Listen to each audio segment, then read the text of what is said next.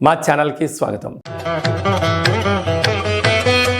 మీనరాశి వారికి గురుమంగళ యోగం ఉన్నప్పుడు ఎలాంటి అదృష్టం కలుగుతుందో ఈ వీడియోలో సవివరంగా సంపూర్ణంగా తెలుసుకుందాం. మీనరాశిలో ఏ నక్షత్రాలు వస్తాయనగా పూర్వాభాద్ర నక్షత్రంలోని చివరి పదం 4వ పాదము, ఉత్తరాభాద్ర నక్షత్రంలోని 4 పాదాలు, రేవతి నక్షత్రంలోని 4 పాదాలు కలిపితే మీనరాశి. చాలామందికి పుట్టినటువంటి కాల సమయంలో డేటా ఆఫ్ బర్త్లో లేనటువంటి కారణం వలన పేరు యొక్క మొదటి అక్షరాన్ని అనుసరిస్తూ రాశిని తెలుసుకునే ప్రయత్నం చేద్దాం.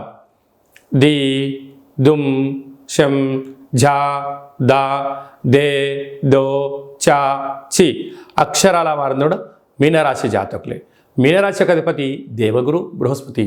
వీరికి ఒకవైపు ఏలనాటి శని ప్రారంభ సంచార స్థితిలో ఉండడం, రాశిలోనే రాహు సంచారం చేయడం, తృతీయంలో 12 సంవత్సరాల తర్వాత దేవగురు బృహస్పతి చేత కుజుడు సంచారం చేయడం వల్ల గురుమంగళ యోగము అంటారు.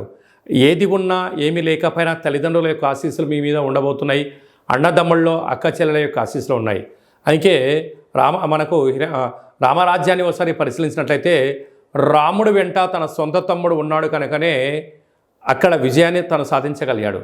రావణ బ్రహ్మ వెంట తన తమ్ముడు లేడు కనుకనే అపజయాన్ని ముట్టగట్టుకున్నారు అన్నట్లుగా ఈ యొక్క మీనరాశి జాతకులకు అన్నదమ్ముల అక్కా చెల్లెల సకుటుంబ సపరివారం వీరి వెనుక ఉంది కనుకనే వీరి యొక్క విజయాన్ని ఎవరు ఆపలేరు అని చెప్పి గుర్తుపెట్టుకోగలగాలి.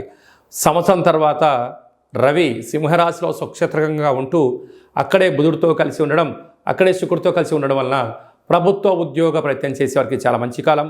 ఉద్యోగంలో ఉండబడే వారికి ప్రమోషన్, మీరు ఏ ప్రాంతం అయితే అనుకుంటున్నారో దానికి ట్రాన్స్ఫర్ అయ్యే అవకాశాలు చాలా అధికంగా ఉన్నాయి. సప్తమంలో కేతు సంచార స్థితి ఉండడం వలన ప్రేమికుల మధ్య సయోధ్య, భార్యాభర్తల మధ్య అన్యూన్యత, నూతన వాహనాలు క్రయ విక్రయాలు యోగదాయకాలు. కాబట్టి ముందు చూపు చాలా అవసరం.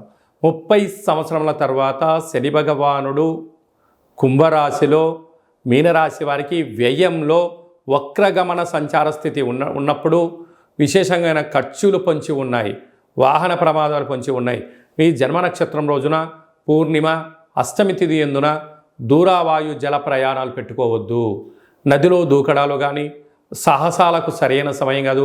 ఎలక్ట్రికల్ వస్తువులకు, ఐరన్ వస్తువులకు, ఎలక్ట్రానిక్ వస్తువులకు తెలిస్తేనే మీరు పనిచేయండి, తెలియకపోతే నిపుణుల యొక్క సలహా తీసుకొని పని చేయించుకోండి తప్ప చిన్న పనులు కదా అని చెప్పి అపార్థాలకు దారితీసిందనుకోండి సర్వము నిండా మునిగిపోయే పరిస్థితి చాలా అధికంగా ఉంటుంది.